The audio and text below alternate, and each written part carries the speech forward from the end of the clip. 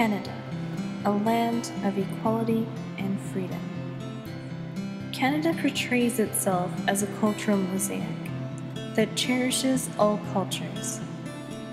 Canada has gained that through many successes with immigration and acceptance, but also has tried to hide Canada's discriminatory past.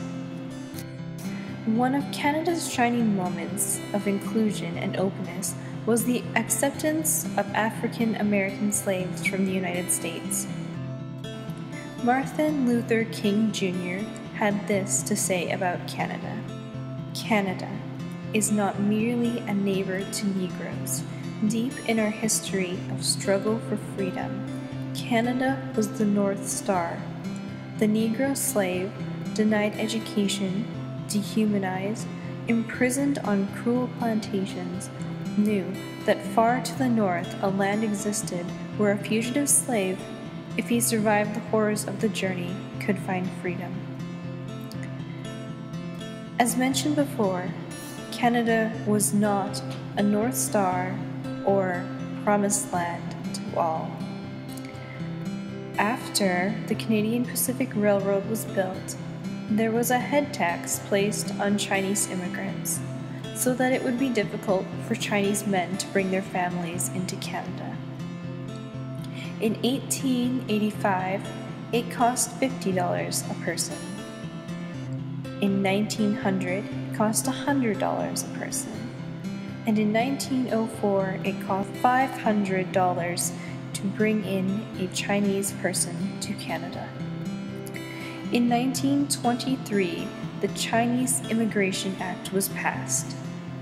After that act was passed, the only Chinese allowed into Canada were diplomats, children born in Canada, university students, and merchants.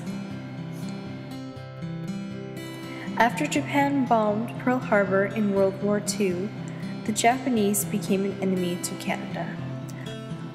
All Japanese living in British Columbia were moved to the east, first to eastern British Columbia, then to southern Alberta. The Japanese in Canada, many Canadian citizens, were moved, their possessions sold without consent, and shipped into areas of which they were not accustomed. Ghost towns from the gold rush and very rural areas. Many of the interned were made to work in agriculture with very little pay. They lived in poor housing and living conditions that were deplorable for Canadians. Most were never able to return home again. In the 1930s, many German Jews tried to gain admission into Canada, and only 4,000 were accepted, which was less than a fifth of how many refugees most other countries were accepting. After World War II, Canada started to find a need for accepting immigrants. With a now booming economy, Canada needed manpower. Canada has had some hideous immigration policies, and the newest installation of changes to the policies are highly controversial. Now, in 2013, to become a Canadian citizen, a language requirement needs to be met. A person must be a Canadian language benchmark 4 or higher. We all agree that being able to communicate with others is a good thing, but in making immigrants have a level 4 Canadian language requirement, are we, yet again, discriminating? A level 4 means that there has to be a combined understanding of listening, speaking, reading, and writing.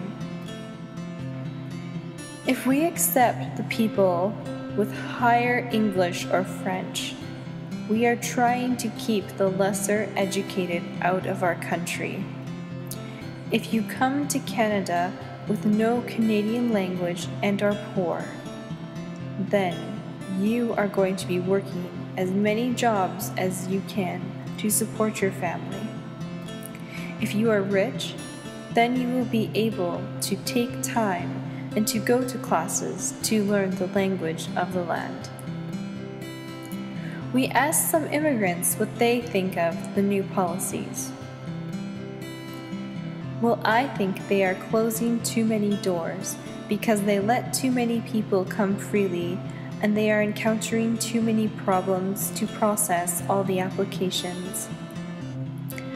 I think we have a good policy, but it eliminates so many people from applying and so many opportunities that Canada would gain from newcomers with different experiences.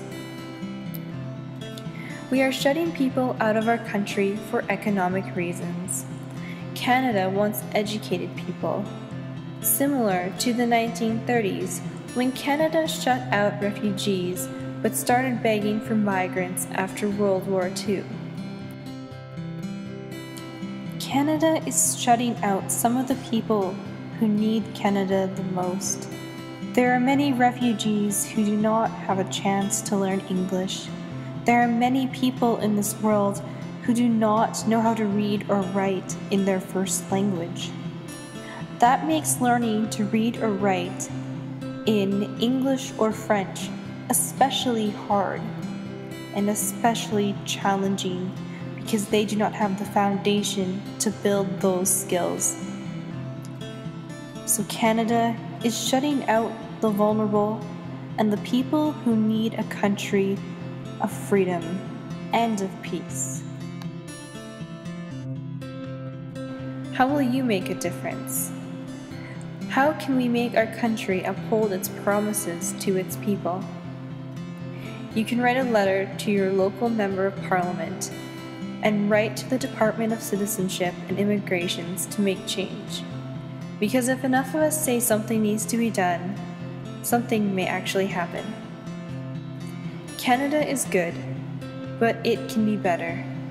And in 40 years, are we going to look back at something else that Canada has tried to hide in its immigration policies?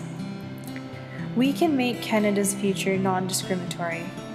There is hope for the future.